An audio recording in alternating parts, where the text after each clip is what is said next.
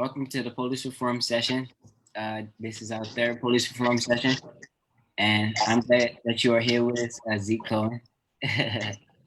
Honor to be here. I'm Jaquan Douglas, the youth director and facilitator for Let's Stop Baltimore, which was previously No One Left Unhelped. And yes, all right. Zeke, could you give us like a little background of you, like a little bit? Sure. Yeah. So started my career as a teacher in West and in South Baltimore, in Sandtown, Winchester, and Curtis Bay. Started as a middle school social studies teacher. And for me, the biggest recognition from my work as an educator was that, in so many ways, young people in Baltimore, particularly those living in neighborhoods like Sandtown or Curtis Bay, have been done disservice by systems, be it public schools, be it housing, be it the criminal justice system. But one area that I felt really strongly was that we weren't doing enough to support our young people to become civic leaders and to really have a voice in shaping policy and in shaping the way the city looks and feels. And so I started an organization called The Intersection with a couple other teachers where we teach civic leadership. I'm not with it anymore, but they continue to teach civic leadership and community organizing so that young people, Baltimore's youth, have a real voice in shaping not only its future, but its present as well, and really having an impact on policy. And that's why I love talking to you all so much, is just the energy that I see from Lisa, from No One Left Unhelped, now Let's Thrive Baltimore. I think it's so powerful, and I love to constantly engage with young people that are doing the work. And so then 2016 was elected to the city council, did some work on ethics reform, passed the bill, the Transparency and Lobbying Act, did some work to support our LGBTQ community. And then sort of for me, the most important bill that I passed as a council person was the Elijah Cummings Healing City Act.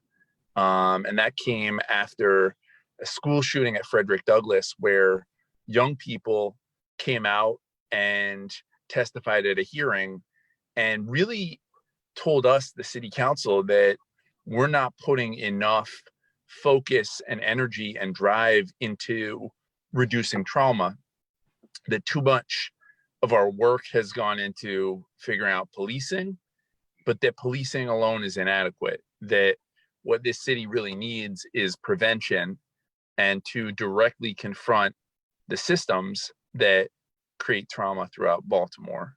And so we spent about 1.5 years working on that bill with the young people, listening in communities across the city, and we got it done. And during COVID, have been doing a lot around mental health and working with Lisa to try to close the digital divide and make sure young people have not only laptops and Chromebooks and Fires, but also the internet access they need to be able to learn. That's awesome, Zeke. All right. We have a few questions for you. All right. So is it illegal to make mental health treatment for officers mandatory? So that's a good question. So the part of the challenge is the city government does not actually control the Baltimore City Police Department, right? So BPD, despite having Baltimore in its name, is actually by statute, by law, a state authorized agency. The mayor hires the police commissioner, and the commissioner sets a lot of the internal policies. But in terms of like regulating, legislating, creating laws, we can't actually do that, which is why when we did the Healing City Act, I had to do a memorandum of understanding. So in other words, like a contract to try to get Commissioner Harrison to opt in, because legally I can't regulate BPD as a city council person, which is incredibly unfortunate and something that we, the city council, have asked to change year after year after year in Annapolis. Unfortunately, our legislature has not done that, but I think it's important for our city, for people in Baltimore, really, to control our own police department. As far as the mental health training, look, that is a topic I'm very, very interested in. I called for a hearing just recently after a man was shot by Baltimore City police officers. He was experiencing a mental health crisis. He had a gun. I'm actually not insinuating that the officers did anything wrong, because I think that they were genuinely trying to de-escalate this person that was having a mental health crisis. However, what I do think is wrong is that I don't think police should be the first line responders on every mental health crisis. I think they should be there to support in the case where someone does have a firearm. But I would much rather see clinicians, therapists, folks from community out there intervening, mediating, and trying to solve crises as opposed to just police. Some of this, when you talk about mental health training for cops, for police officers, is in the consent decree. We know that because of racist patterns and practices within our department, we are under a consent decree with the federal government. And so part of what it mandates is some training around mental health. But in order for the city government to make that a law by statute, we would need direct control over our police department, which we currently do not have. So definitely, when the legislature goes back into session, I know that they're going to have some major issues they're going to have to deal with, but we continue to believe that the Baltimore City Police Department should report to Baltimore, and that we, the city council, the elected body, the people's body, should have control over it. So keep pushing. Great. Absolutely.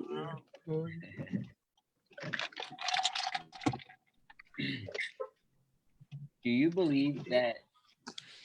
Do you believe that all of Baltimore City police that's working with the public are traumatized? Do I believe that all of Baltimore City police are traumatized? The ones that's working with the public. Yeah, so that's a really interesting question. So I do think that, we as a city, as a state, as a country, we ask police to go in when people are at their worst, when people are in crisis, when folks are, in some cases, experiencing mental health crises, when there's violence, when there's abuse. And I think that police are human, just like me and you, and that the way that trauma works is the more day-to-day exposure you have, the more you're experiencing fight or flight, the more you're seeing people in extreme pain, the more you're yourself having to put on cuffs and get into the scene. Yes, I do think it increases your own traumatization, which is, again, why I think that we are asking our police to do way too much. I think that we should have therapists, clinicians, mental health folks mediate mental health conflicts. I think we should have safe streets mediating community conflicts. I think that what we've allowed to happen over the last, let's say, 30 plus years is for the police department, this one city agency, to balloon and mushroom to the point where their budget dwarfs every other city agency, right? So I could fit I mean, the police department's over $500 million, not even counting the overtime that they use, that they'll come back and ask us for later. It's an enormous amount of money that dwarfs rec and park, school system, health department, all these other city agencies. And I think the reason we did that is we've had political leaders, mayors and others, who have been afraid. And when there's high crime, when there's high violence, the immediate thing that people do is they hit 911, and folks want to see police out there really quickly. And I think we've had political leaders that haven't had the courage to say, you know what, that may not be the appropriate response. Like, for example, we think about drug use, right? So in my family, there are folks who struggle with addiction, right? Probably in some of your families as well. It is, to me, a mental health problem, right? We know where the science is. People who suffer from substance use disorder or addiction have an illness, and it should be treated like an illness. Instead, what we did in the 90s and 2000s is we criminalized it. We said that if you are addicted to heroin or cocaine or any of these substances, that we are going to treat it as criminality. We're going to send police. We're going to incarcerate folks. And guess who the burden fell on disproportionately?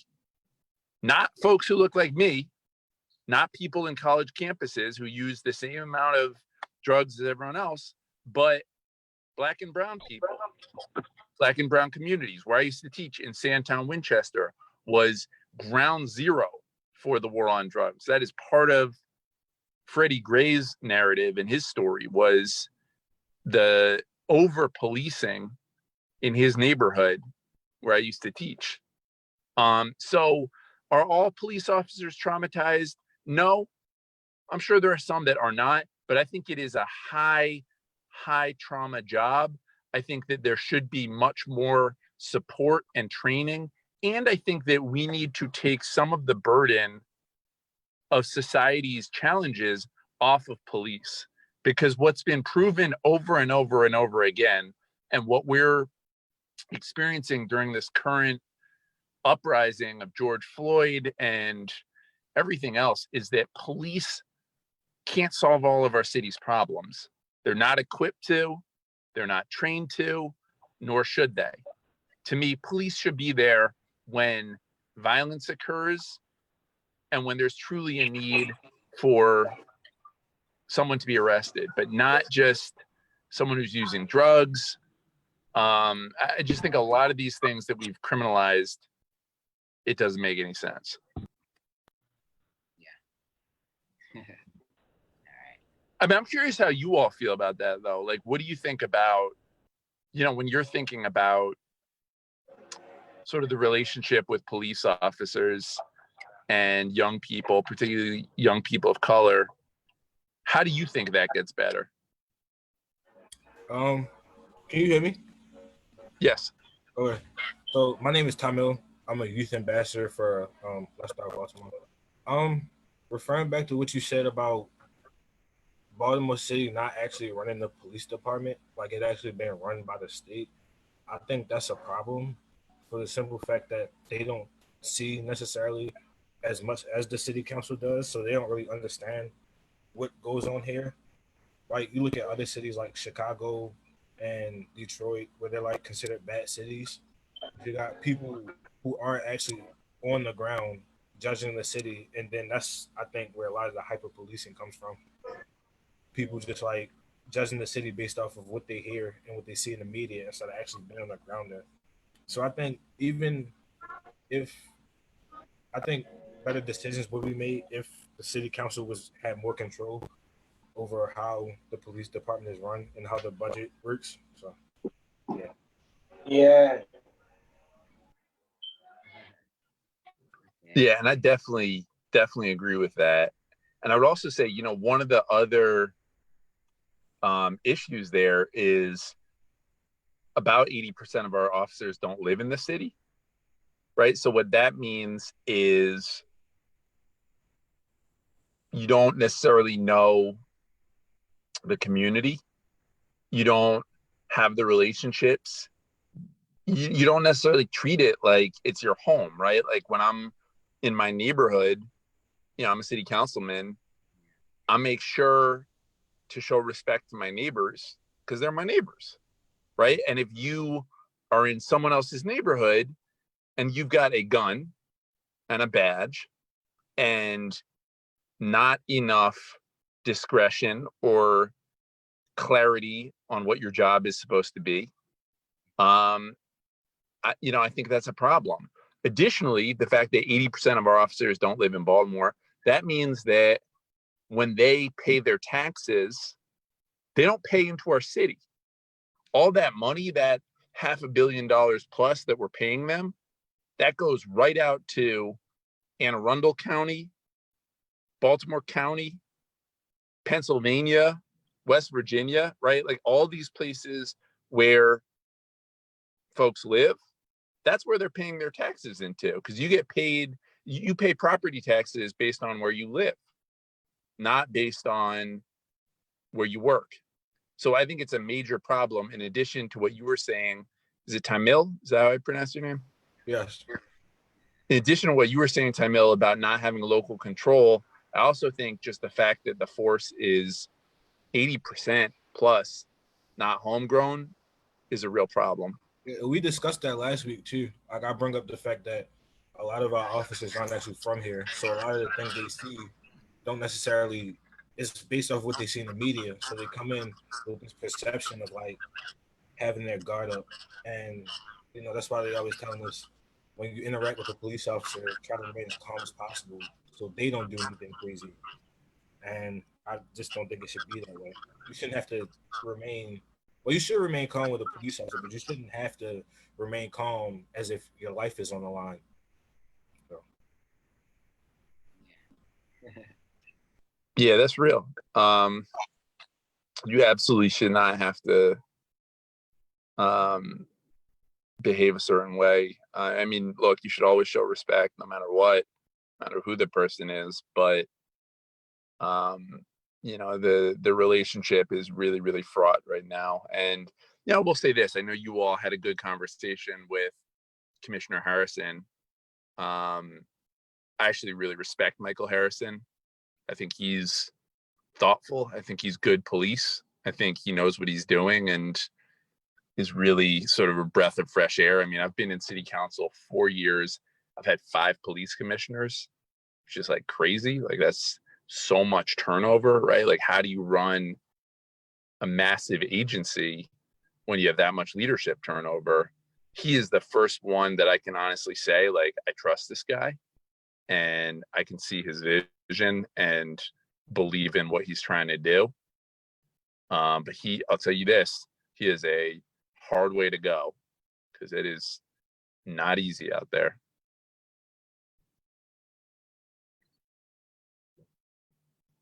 Anybody else want to respond to what Zeke just said? I had a question. I had a question. Okay. I said, is it illegal to make mental health treatment for officers mandatory? I think they asked him that question already. Sorry, Logan. What do you think? What do you think will help decrease racial profile and police brutality? I know they asked about police brutality though, but the racial profiling. Yeah. So that's a great question. What would reduce racial profiling? So I think a couple of things. I think we as city government, political leaders, the mayor, council, state representatives, really need to do a better job of not allowing the police department to become this catch-all agency that handles every problem. Because if you see every problem as a nail, what tool are you going to use?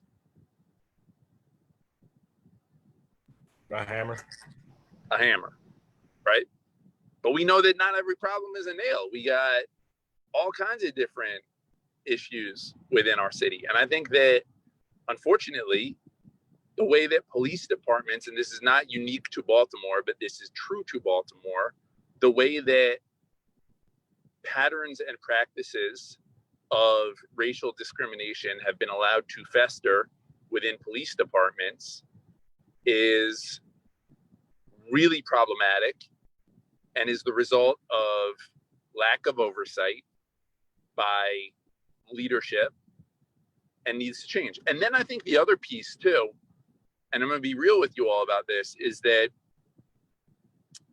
I think the challenge with systemic racism is, you know, some of the neighborhoods that I represent right now, right, we're having this really, really difficult conversation about when you see children of color, black children walking around the neighborhood in Canton, in Fells Point, I need you to not call 911, right? Like, if you see children doing something that they are truly not supposed to do, then call the police.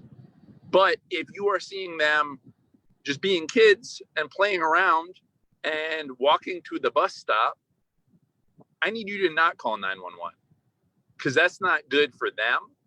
That is what, to me, then introduces the possibility that someone will get hurt, that a police officer will use unnecessary force.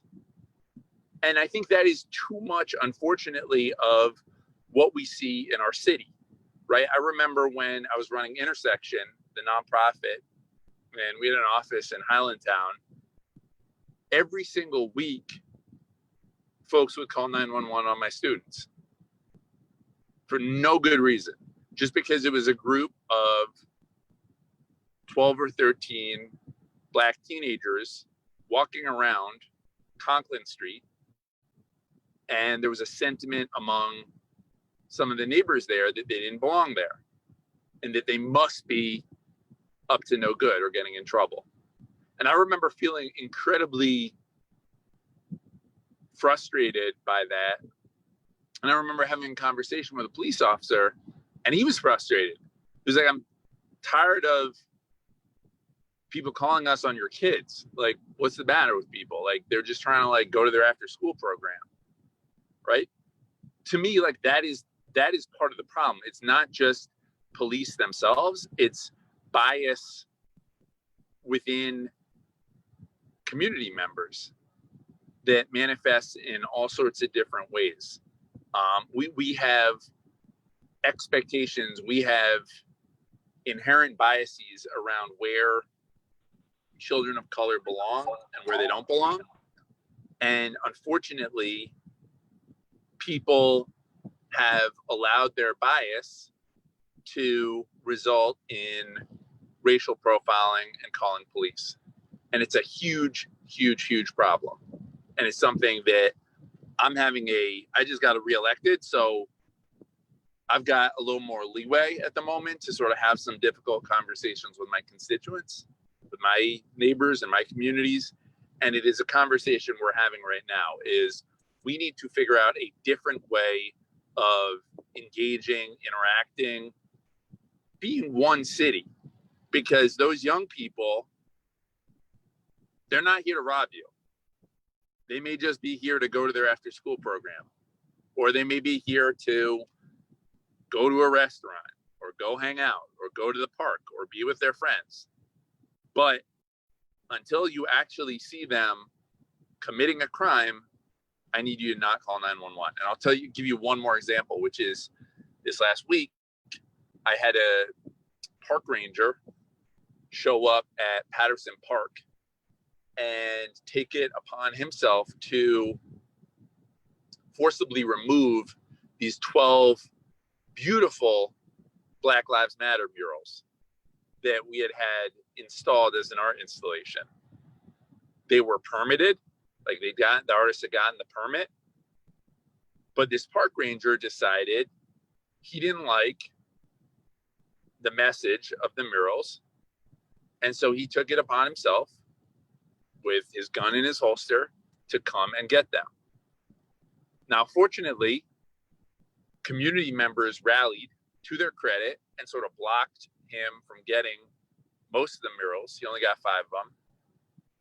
And then one of the community members called me, and I called the director of Rec and Park, and we got our murals back, and we made sure they reinstalled them. But a few of them had been damaged. And what I learned about this particular park ranger is that he has an extensive history of racism, homophobia, anti-Semitism within the department. And for me, that is not someone who needs to be walking around our parks with a gun or any sort of badge, right? So part of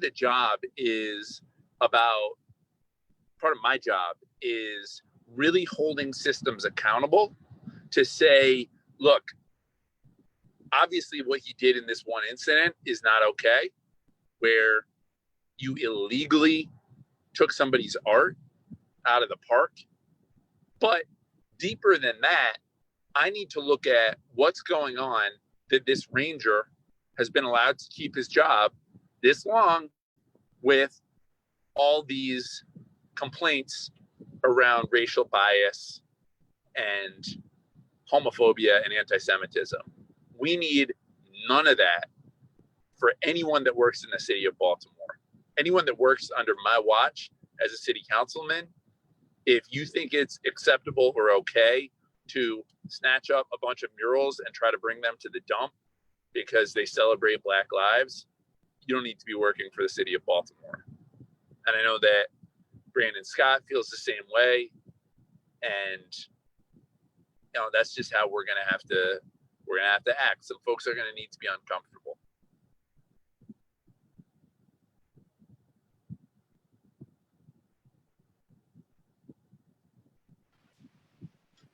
Hi, I have a question. My name is Chastity. I'm a youth ambassador for Let's Go. And I just wanted to ask what's going on with the Healing City Baltimore?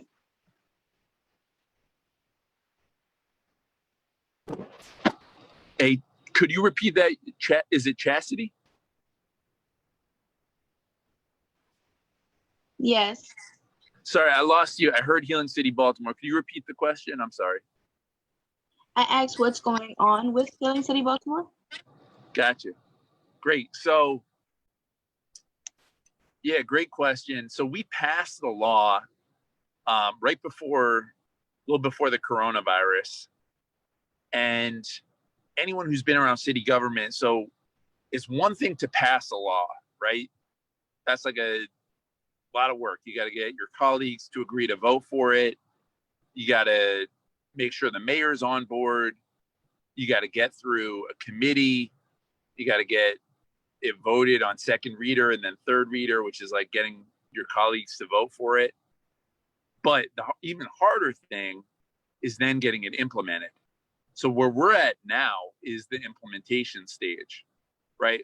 Implementation means getting it done, right? So once you pass the thing, you got to make sure it actually happens, because we can pass all the laws we want, but if we don't actually implement them, and that means making sure they get funded and making sure the agencies actually do what they're supposed to do, then it's meaningless. So where we're at right now is early stage implementation, which means that we're getting ready to stand up our trauma-informed care task force. And that's a big group of people who represent all different fields, young people, older people, returning citizen, a pediatrician, who are going to help identify goals and data and metrics for the Healing City Act. 2 is that we're getting ready to start doing trainings with the city agencies and making sure that they understand the science, the symptomology, and effective responses to trauma. So like, for example, Chastity, if you're at a rec center and you're having a bad day and you're being really quiet and you're kind of withdrawn, what I don't want to see is the staff, the adults, get in your face and say, hey, why aren't you talking? What's going on? You need to be more vocal, right? So for staff, it's about understanding when someone's experienced trauma, how to respond in a way that is healing and that is caring and loving, and not in a way that re-traumatizes folks, right? Like I often, if I go into a classroom and I hear the teacher screaming and yelling, that means that teacher is either not trauma informed, doesn't understand it, or is just not able to implement best practices, is not able to behave in a way that reduces trauma for young people. So a lot of what the bill calls for is whether you are a police officer, and I know you all are very concerned with our police department, whether you're a rec and park staff member, or whether you are a housing inspector, you need to be trained, you need to understand, you need to be able to identify with people who've experienced trauma so that you yourself can contribute to their betterment and not make the problem worse. And it also calls on each of the agencies to review all of their policies and procedures and think about ways that we as a city government can reduce trauma, can improve people's lives, can make people feel better. So that's where the bill is at. We're hoping to have the task force stood up in the next 2 or 3 months. It's been a challenge with coronavirus, but people are energized and excited to do the work. That's awesome, Zeke. Put a one in the chat if you guys are excited about this bill. Put a 2 in the chat if you're just a little bit unsure. Thank you. Okay, I see a bunch of ones. All right. Oh, I also had this. It came up. How do you feel? When do you feel like it's appropriate to protest, and do you believe that protests may change? All the time. I'm a believer. Look, like I was not born in city government. I was not born wearing a tie and a shirt and all that. I come out of the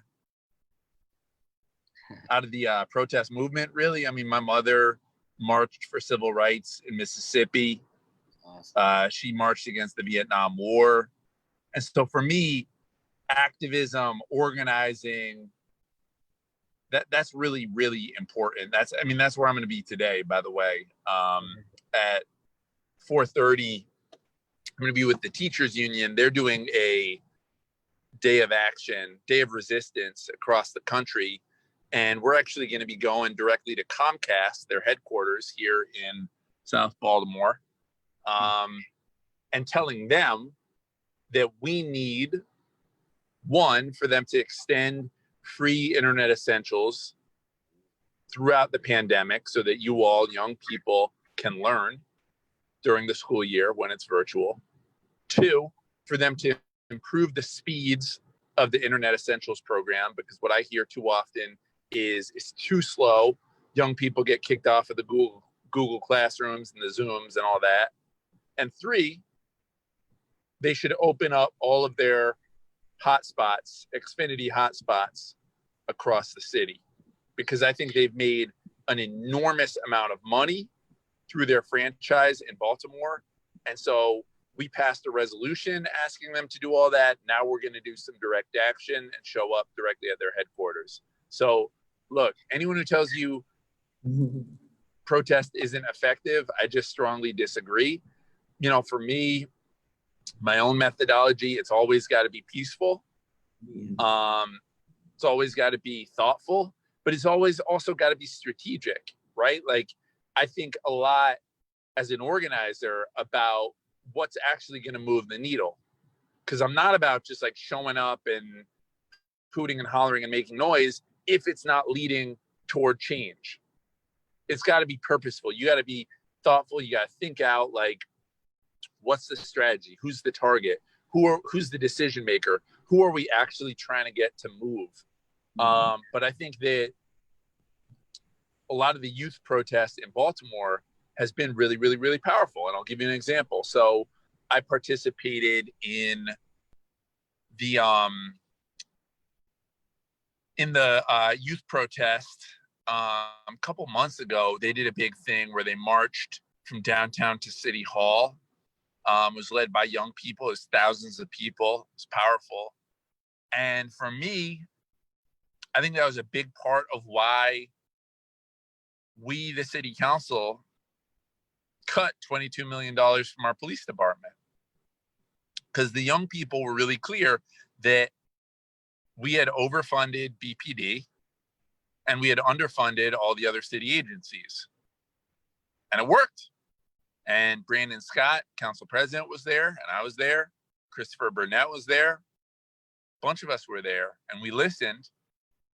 And so we made it a point to cut some money from our police department. And we made it a point to really say, you know, look, this is, the young people told us we need to do this. And so don't ever believe that your voice doesn't matter, because it absolutely does. Every good piece of legislation I've done, including the Healing City Act, the trauma bill, came from young people, right? Came from them coming and testifying, and at times protesting, and at times, you know, standing up and saying, we need different and we need better. So I absolutely think that protest, if done well, if it's strategic, if it's thoughtful, if it's peaceful, I absolutely think it works. And I think like Baltimore has really been a model recently. I mean, you know, you think about, you're seeing cities like Portland and DC and all these other places just going up in flames and having all these issues and skirmishes. Baltimore really hasn't had that this time around. You know, we did in 2015 during our first uprising after Freddie Gray. We did in 1968, but in 2020, for the most part, protest has been extremely peaceful and extremely powerful. And I think it's made a big difference.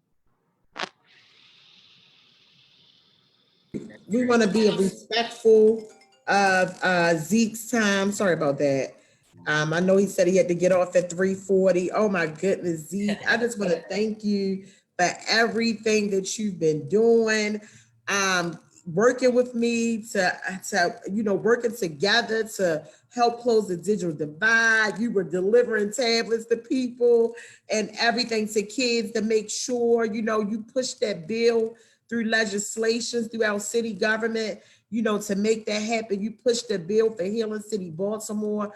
The young people were so excited to talk to you today. And, you know, they had all these questions that they had came up with because they've been watching all of the amazing stuff that you've been doing.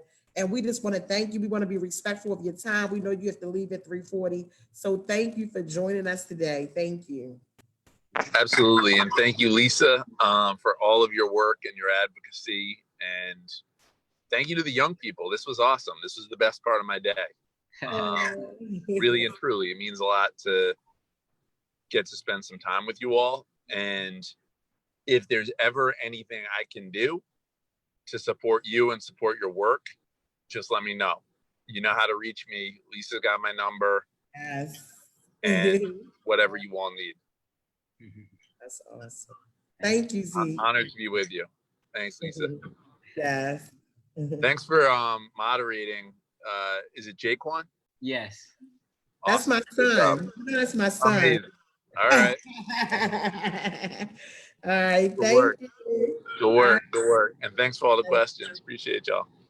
Appreciate you. That was pretty cool, right?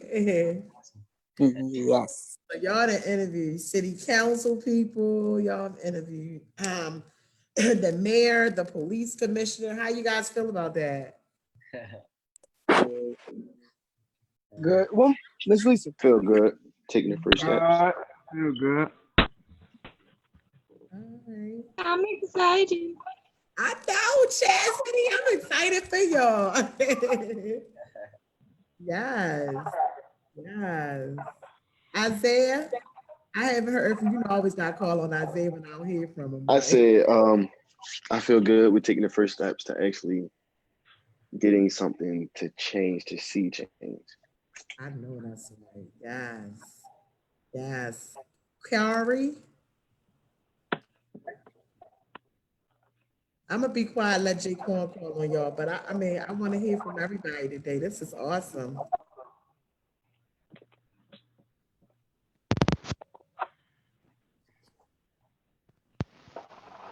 As good as ideas as we do, but they don't really get the voice or connections to do it. And it's a good thing that we have the voice, ideas, and connections. I think that's good. Yeah, correct. Okay. All right. Um, does anyone else have any more like input before we move on to the actual police session? I would like to hear from DeMontes, J Quan. Yeah. So after I did like this better because like he was so he like so everything else. After it's over, you tell him.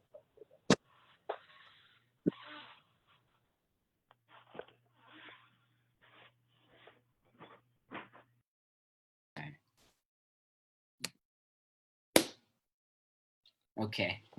So, police reform, our theme for today is good versus the bad versus the ugly.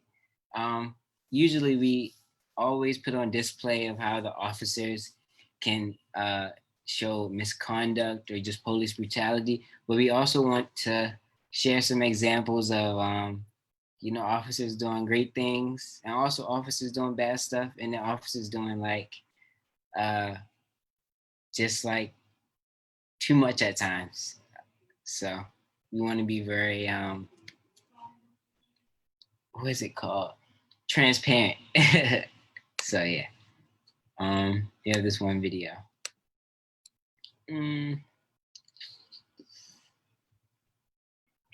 I was young, probably years Gotcha. on to the job. All right.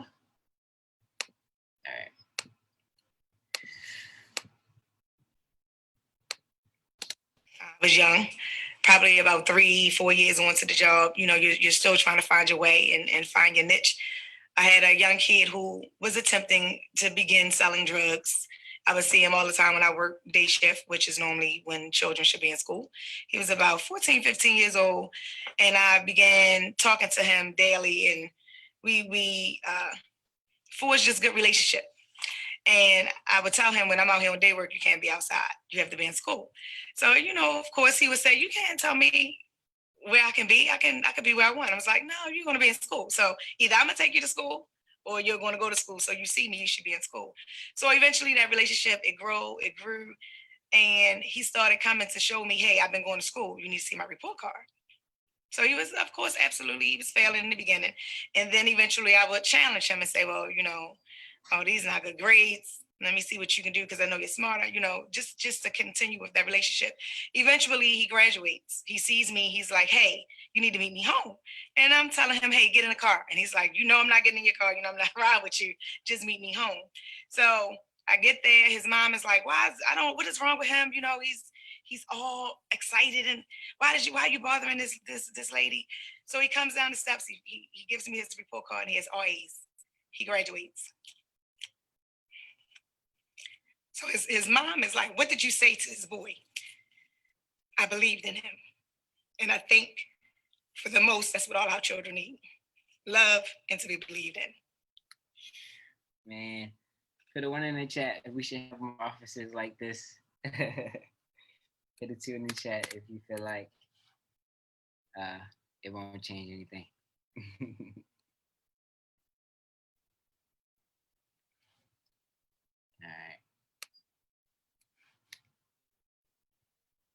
So, quick question: should officers get more involved in the community members' personal lives? Like, should some officers take um, that extra reach and like try to encourage like growth in someone else's life? I think that's why it's important to have officers that's comfortable, like in the community policing, because when officers are comfortable, they're more likely to do stuff like that. It's great, great right there. I'd say yes. I just hope that officers are prepared because, sometimes I think officers, just seeing kids on a regular day to day while you're on the job, like you're not really seeing their full life. You don't really know them. And maybe once like an officer builds a bond with a child, they might see, oh, this child, although they are a child, they're going through something so serious. So I think it is good because it opens up people's eyes and makes them realize like, oh my gosh, this is what's going on. This is why I'm needed. Yep. um. Okay. Uh. Do you guys think that police interactions have an impact on the community?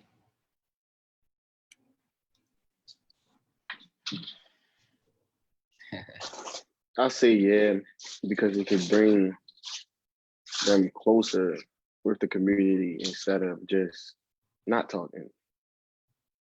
And basically, when they're not talking, it could be racially profiling or doing something different. But when you talk with the community, interact with the community, it brings you closer to the community that you're working in. Yeah. Mm-hmm. Selena said yes because they changed young teens' life. Yes. Kari said I think they should because a lot of officers don't have any connections or know anything about some of the communities they're supposed to be protecting. Okay. Yeah. That's great. All right. Any more responses before we move on to the next video? Let's see what's up. Let's try. I should try process. We still live? Yes. I'm here. All right.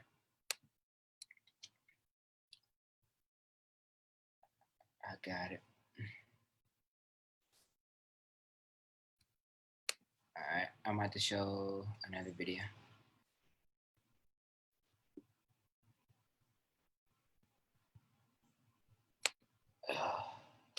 Okay.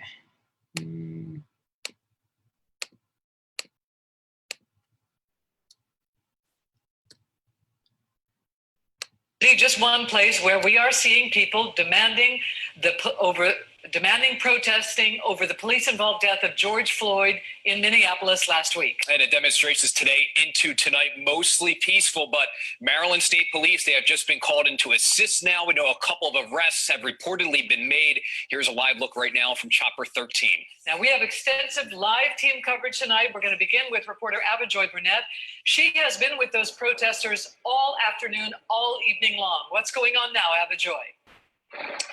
Hey there. So right now we are in front of City Hall, and most of the protesters here have dwindled from thousands to just a handful right now. Police officers are still lining the front of this building right now. As you mentioned, BPD has called in the Maryland State Police for assistance after accusations that some people were throwing illegal fireworks into areas that were populated with people. We're not sure if this was towards the police officers or some of the other protesters, but keep in mind, this is a culmination of what happened for several hours earlier today. Peaceful protests with thousands of people started at the convention center, meandered throughout the city, went on to I-83, and then ended up back here at City Hall. We saw no arrests during those periods. This was the start of the protests of Baltimore's Convention Center. Chopper 13 showed the magnitude. Hundreds, possibly thousands of people showed up early so their voices could be heard. This is a demonstration organized by young people for young people. And the message from the start was one of peace and solidarity. This is what democracy looks like. We found this doctor in the crowd. Just sadness. You can't help but cry. And our patients are a whole diversity of people, and this could be any of our patients. Also here, a young man who joined in after seeing the movement from his apartment. It just was disheartening to see that we're still not getting the respect that we deserve. We still gotta drop our hearts to our feet. We need a full routine traffic stop or something like that.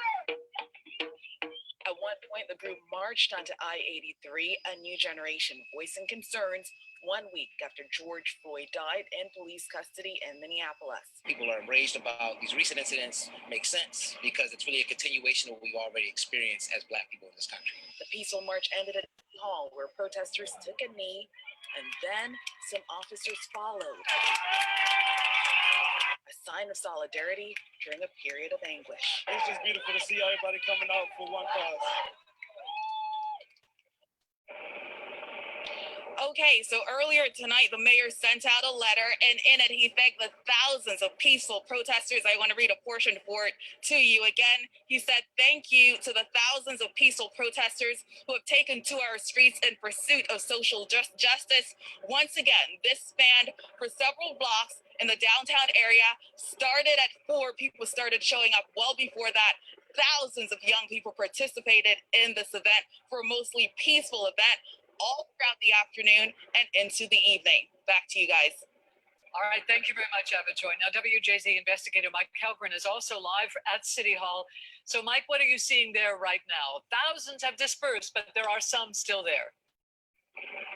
Yes, Denise, mostly not right here in front of City Hall, just a few blocks away. And there was an incident where someone was throwing fireworks. Now, the crowd has been checking other members of the crowd to try to keep them in place. We want to show you that view from Chopper 13, a very large crowd that we are looking at right now. Someone was throwing fireworks and other objects at officers earlier. And right now we know that Maryland State Police, they are assisting city police as they try to get this under control. Again, this has been peaceful for the most part throughout the day.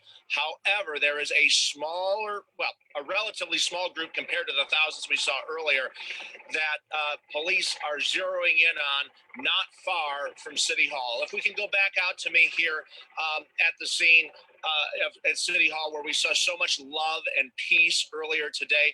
Someone had stenciled the names of police brutality victims in the sidewalk, and you can see now they also put your name here, and people are very mindful that they could be victimized. That's the message that they want to get out there, that there should be reforms in police departments here and nationwide.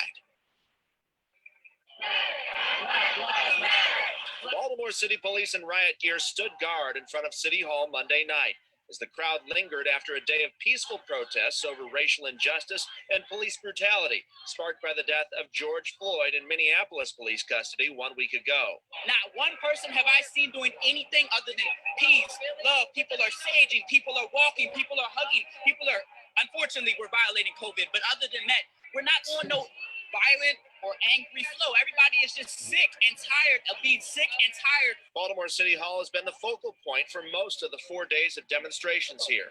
For Clayton Northcraft, one of the most powerful moments was when Baltimore police officers took a knee. That is the most powerful thing you can see, is when you have thousands of people out here demanding that the cops take a knee for us. And I think that that was the most powerful moment here tonight.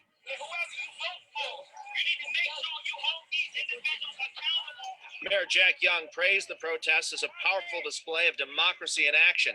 And Congressman Kwesi Mfume was moved by the historic gathering. My hope and my prayer is that we are seeing in these young people a whole new generation of leaders who feel the same way, who understand right from wrong, and who are, through the simple eloquence of their example, showing other young people how to do things the right way while at the same time standing firm against injustice.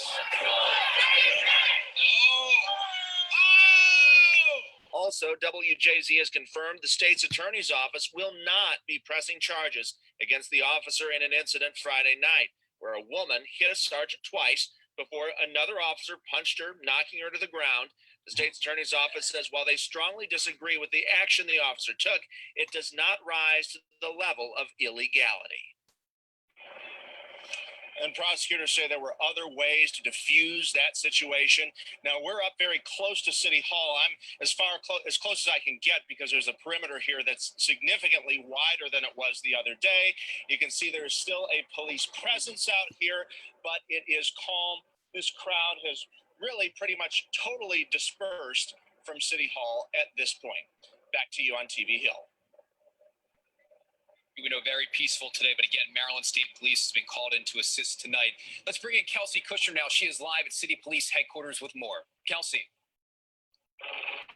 Yeah, Rick, it is really quiet outside City Police Headquarters right now. Now, this is about as close as we can get because I've been instructed by police officers to stay on this side of the sidewalk. However, you can see there are dozens of officers that are lined up outside of Baltimore City Police Headquarters. There's a barrier there. They are in full riot gear. However, I will say there are no protesters out here at the moment. It is very quiet. They are ready to go in case something happens. Fortunately, right now, it doesn't look like that's happening at this moment. Now, we did march with a group of people from Douglas Homes all the way here to police headquarters. They called for police reform and to end police brutality. We're gonna fight back. Outside Douglas Homes on Orleans Street, tell the truth and stop the lies. A group of protesters organized by the People's Power Assembly marched towards Baltimore City Police Headquarters. People are saying we are tired. We're fed up. We cannot take anymore. I'm 78 years old. How long do my grandchildren and my great-grandchildren go through this oppression? As traffic grew quiet, their voices grew louder. I can't breathe, and I want to breathe. If there's no justice, there ain't gonna be no peace. The video of George Floyd prompted a deep shock to America's soul, and right here in Baltimore. It sickened me. I was hurt because it's playing over and over and over again. Fueling the crowds of people filling the streets downtown, Baltimore City police officers lined up outside headquarters, meeting protesters face to face. Many calling for police reform and an end to racism. Am I next? Because I'm black, so am I next? Like, that's really the question. Again, here's another live look here outside Baltimore City Police Headquarters. Dozens of officers outside. They're in their full riot gear. Fortunately, there doesn't seem to be any people, protesters, who are standing out front right now. However, City Hall is, of course, just right down that street here. So they are ready in case something happens. However, a lot of protesters that I spoke with today say that their goal is to make sure today is peaceful, and they hope that that now continues through the night. Reporting live here, Kelsey Kushner for WJZ.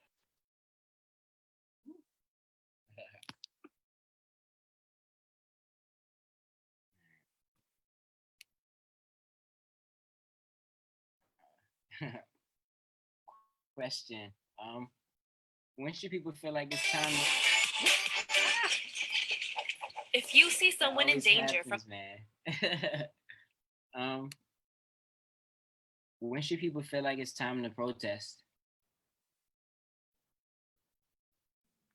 When police do something wrong. Let me ask y'all a question. Can I ask a question, Jaquan? On your question, is that okay? Yeah. I don't like to really get in on your events, but do you only feel like people should protest when the police do something wrong? Or should we protest as well when we're killing each other every day? Ooh. Every day. One in the chat if you feel like we should also protest when us is killing us. And along with drop a 2 if you disagree with that. Everybody dropping a 1, exactly. So not to put you out there, DeMartez, but not just, and I'm completely against that. I'm for fighting for police reform, but I'm against only speaking up when a police kills us. Because we have people dying in the streets every single day. And that's why our group, we do a lot of marching and protesting against that. If you look up our old name, if people that's listening now look up the old name of our org, you'll see us marching. So we don't want to put the message out there that we're only against when police kill us. No, we're also against each other. That's genocide. We're killing off each other. So I just wanted to say that. I'm sorry, Jaquan. Nah, that was good right there. That sparked something. Okay.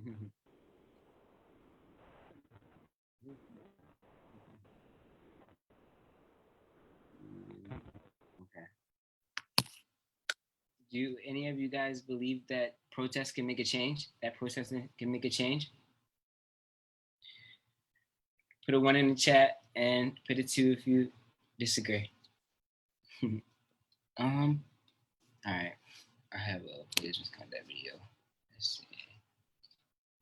Can we just say it out loud so that the people we live streaming to can hear the answers as well? All right. I feel as though yes. I feel like we talked about this before, like protesting when we're not being heard on any topic. It doesn't matter whether it's us killing each other or the police killing us or the government killing us with the food they be giving us. You know, it doesn't matter. Or protesting peacefully first, and then if if it does get to a rioting point and all of that, then that's what it just has to get to. If that's gonna help solve it, if that's gonna help bring attention and awareness. Yeah. So you believe in it doesn't have to be peaceful. You just believe that make some noise and then they're gonna hear us. I got you. And yeah, I got you on that. It was one thing I wanted to on the chat box. Can we just say what the chat box was on that? And as long as they have solutions. My thing is, I'm not protesting at all unless there is some solutions, right? Behind it. We're not going to just get out there, yell, scream to the top of our lungs and don't have a plan. Now we can try to come up with a plan, but we need to have a plan and we need to have leadership. We need to have someone in leadership. We need to have solutions. I'm a solution type person. I believe in protesting, but there has to be solutions behind it. Now that we have all of this attention on us, let's try to get something done with this attention because we done made noise. You go ahead the ones that's going to get out there and they going to rail it up and they going to bring the attention. But while the attention is here, and I get it, Chassie, I agree with you to an extent on that. Now, I'm not going to get out there and bust people windows and go to jail. I'm sorry, you know what I mean? But I get it. Sometimes some people have to do what they have to do. Some people can go to jail and they be okay. I'm not going out there busting nobody windows. I'm 40 something years old. It's not going to happen, right? But I get it. Sometimes some people have to make, if they're not hearing us, and some people need to make a little noise, don't go and ruin small businesses. I have a big thing with that. I'm a small business, right? So we don't want people out there ruining small businesses and busting the windows of any business or people homes. I am against the violence, but make some noise, rebel a little. I get it, but don't destroy people's property. Now I have an issue with that. I'm sorry. That's good. That's good.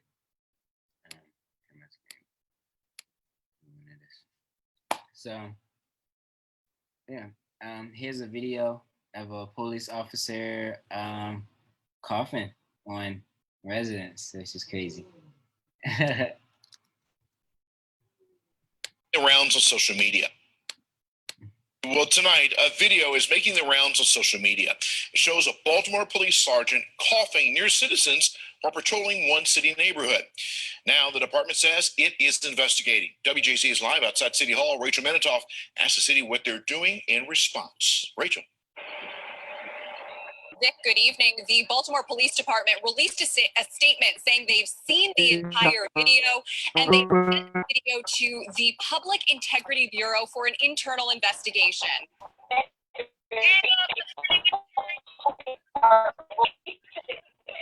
Here's a look at the video originally posted to Instagram. It has been confirmed that this is a Baltimore police sergeant coughing as he walks through a Baltimore City neighborhood.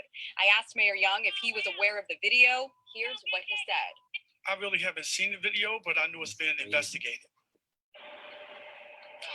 Moments ago, Commissioner Harrison released another statement, which says, in part, after watching the full video in its entirety, it is not only disturbing, but incomprehensible, especially considering the high level of strong and clear guidance that we have provided from the beginning regarding COVID-19. And earlier this afternoon, Commissioner Harrison was out here at City Hall and provided an overall update to the police department's response to COVID-19. Outside City Hall this afternoon, Police Commissioner Michael Harrison confirmed that the Southwestern District has reopened after one of its officers tested positive last week. The building and all of the cars have since been sanitized.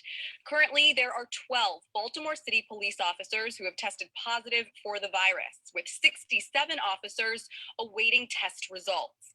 And currently, 150 members of the force are in self-quarantine. Every day, the men and women of this department go out to serve and protect in the most challenging and dangerous circumstances.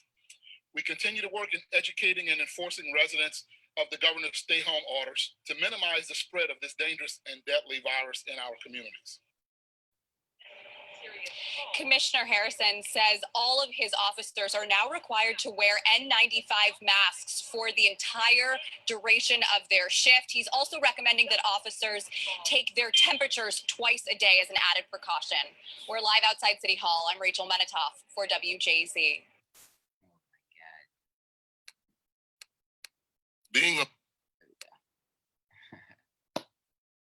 How you guys feel about that video?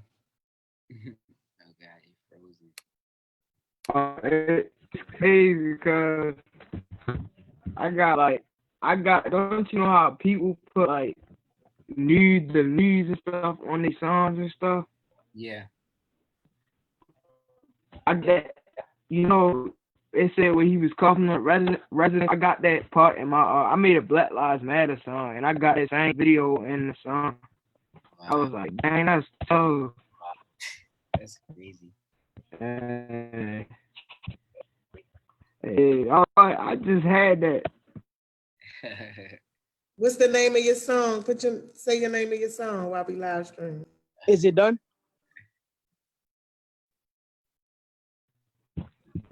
No, it ain't done, but it got those it got 2 parts in there. The news. I'm ready. Let me see. I'm looking for it now. I probably drop it when everybody think the Black Lives Matter stuff. They stop promoting it. I probably drop it thinking everybody done, and it ain't. Let me see. Okay. All right, just drop the name of it so people can know how to go find it. Yeah. What about to say? I dropped it. I sent it to you. Question. What should be the consequences for an officer that puts a civilian in harm's way? The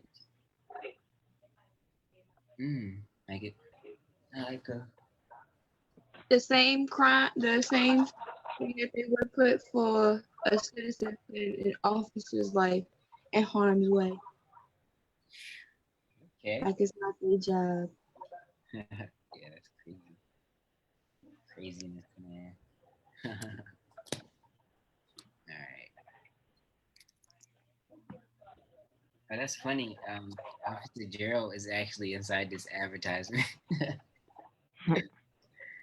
Are you serious? Yeah. Look, I'm gonna play it.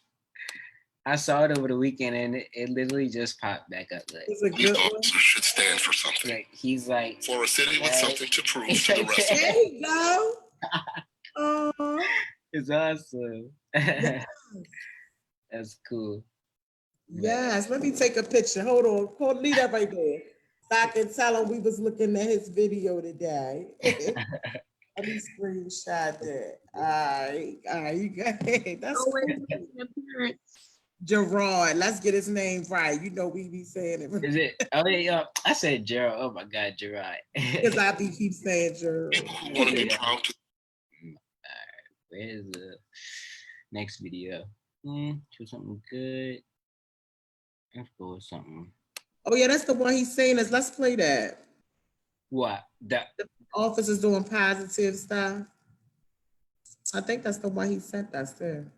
I think that was the first one that I Okay. yeah, yeah.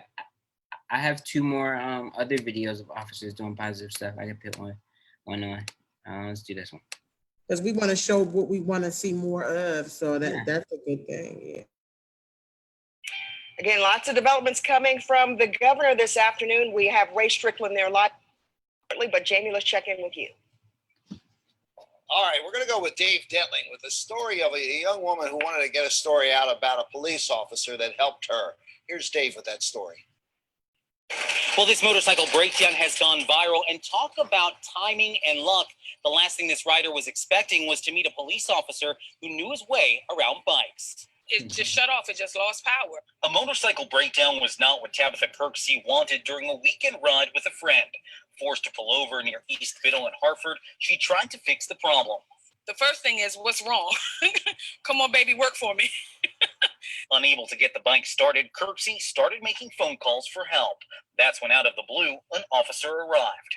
For him to pull over, I just thought that he was just trying to make sure it was safe for us. I didn't think that he rode motorcycles. Sure enough, this Baltimore City police officer knew his way around bikes.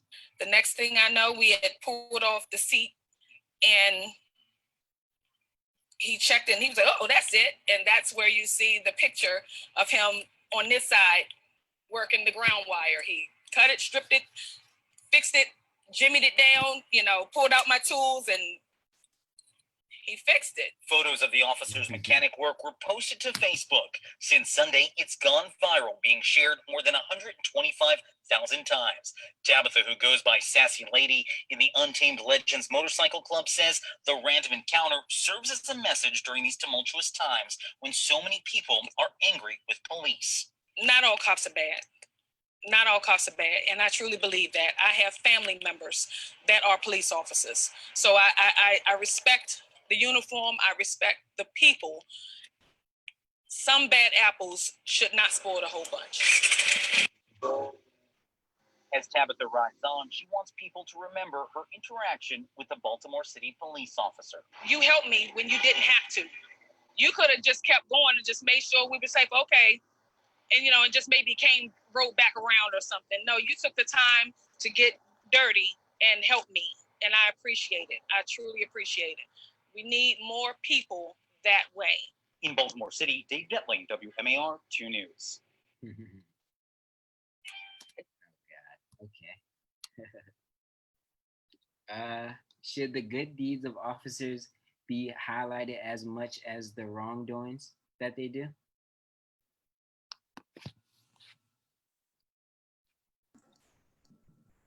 Yes.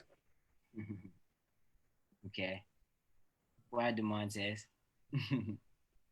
Because like most time when you see stuff like good stuff going on, they don't really like show as much good stuff. But when bad stuff go on, it be like, it be a lot of people reaching it and stuff like that. Like they don't really show more attention to good stuff than bad stuff. Yeah. And I also feel like it'll create a balance too. It's kind of shocking when you see police doing something good. You're like, oh, okay, because we're so used to all the bad stuff happening. It's like whatever sometimes. All right.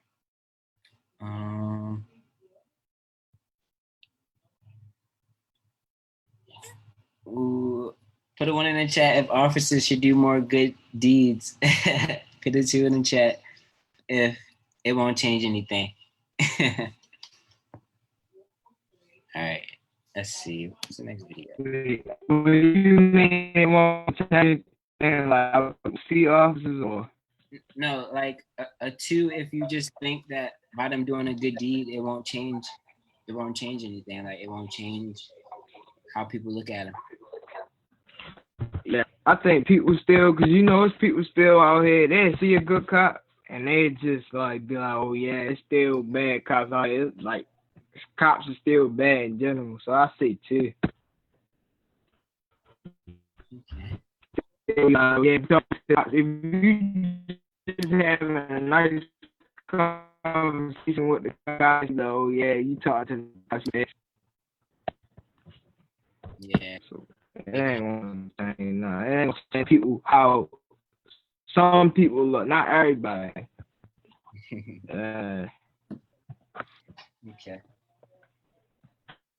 Yeah, your phone was lagging a little bit, Logan. But I got to just like people think that you'll be snitching and stuff if you're associated with the police. So yeah, that's understandable. Bro, I said it's not going to change how people look at officers, because you know it's some people out here, it's kids, like, you know, crazy kid. They be like, if you talking to the cops, like, you one of them. Like, if you just having a nice conversation with them, yeah, you one of them. That's why I said number 2. They just be following they be following the leader, what other people do, and then it just passes around. So if a good cop do something good, they still think like cops are bad. I don't understand it though. Yeah. Any more input on this topic? Let's see, mental health. We got.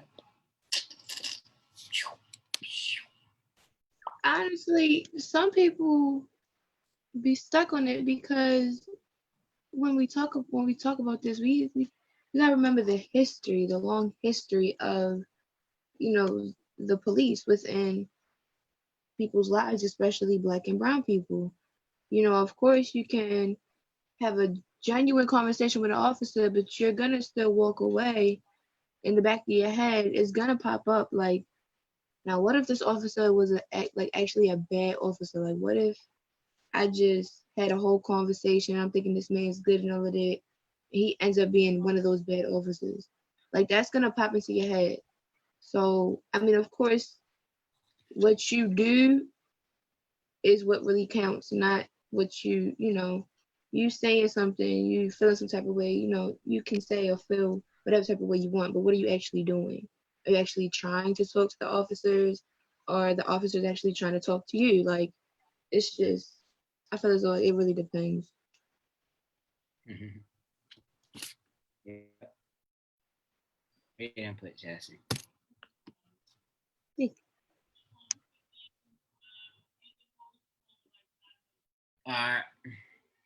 Ooh, okay. We got this video. A police recruit. All right, it's the eighth largest municipal police force in the U.S., and now the Baltimore Police Department's newest recruit class has kicked off their training. Amy Kawada has more on how officials are optimistic about the future for Baltimore City. It's the first day of Baltimore Police Department's new police academy class.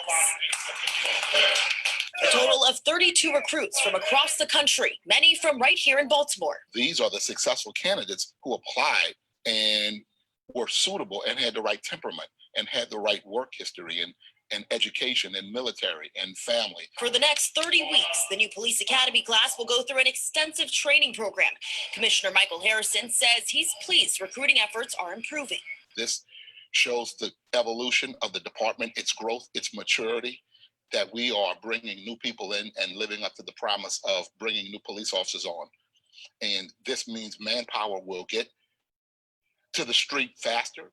Today, Commissioner Harrison stood alongside Mayor Jack Young to offer some words of advice for future officers. No one has the option of giving up, because out there, we don't give up.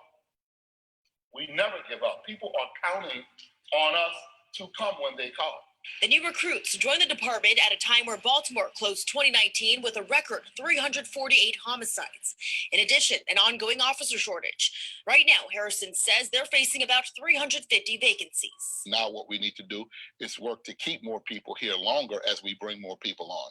With that in mind, Harrison says this is the best time to be a member of the Baltimore Police Department. So welcome to your new family, welcome to your new life, and to the greatest comeback story in America. Thank you for being members of the Baltimore Police Department. Amy Kawada for WJZ. Oh, geez. Would you guys feel comfortable being a police officer during this time? No. Jeez. Why not, Logan? Because bro, it's hard out here, man. Especially what officers go through. You see somebody, you probably had to kill somebody, you had to lock somebody up. I mean lock somebody up if they do something wrong, but you could partner up with, couldn't you partner up with bad cops, right? Like you could partner up with them, right? Probably by accident Like, you might get a bad partner or something. yeah, that's one too. I wouldn't want to be a cop, you know. I ain't gonna lie. I want to be a cop. All right, put a 1 in the chat if you would consider being a cop. Put a 2 if you wouldn't. Jeez, a cop. Say that again, Jay. Put a 1 in the chat if you would consider being a cop. Put a 2 if you wouldn't.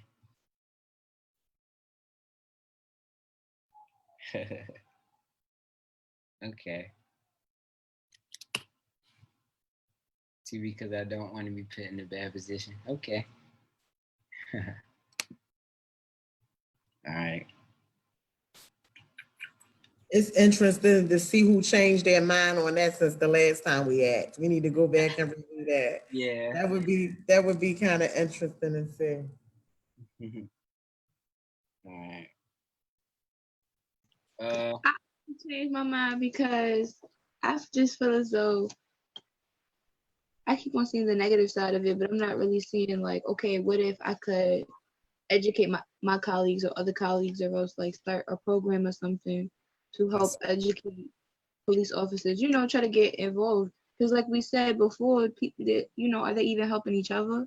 Like, do they really look out for each other? Yeah. If they're really going through all this struggle?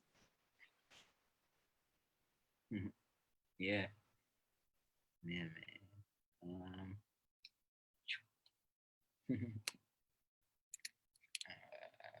All right. So, you want to keep it until 4:30? Y'all can go ahead and get ready to end it. It's like, yeah, unless anybody else have anything else they want to say? Yeah, because we pretty much wrapped up. Before we end this, yeah, we wrapped up. That was good, pretty early. Yeah, it was pretty dope. I enjoyed it. I did too. Drop a chat if you enjoyed the police reform. And 1 in the chat, drop a 2 if you didn't. Oh God. Okay. We gotta get you active. Yeah. Selena and Courtney, we gotta motivate them back up. Yeah. I haven't been hearing a lot from neither of you two. Yeah, activate them. All right. All right, guys. Somebody's joining us, but we're done. I don't know who that is. We need to let them know we're done. City. Well, that's another Chastity. Okay. Chastity. I'm sorry. Oh, wow. Chastity, that look crazy. Don't do that. Please get that from like that. You're on both cameras. It's freaking me out. One of them, your face is looking this way, and then one of you looking in the camera. Thank you. Oh, it puts you all the way down the bottom.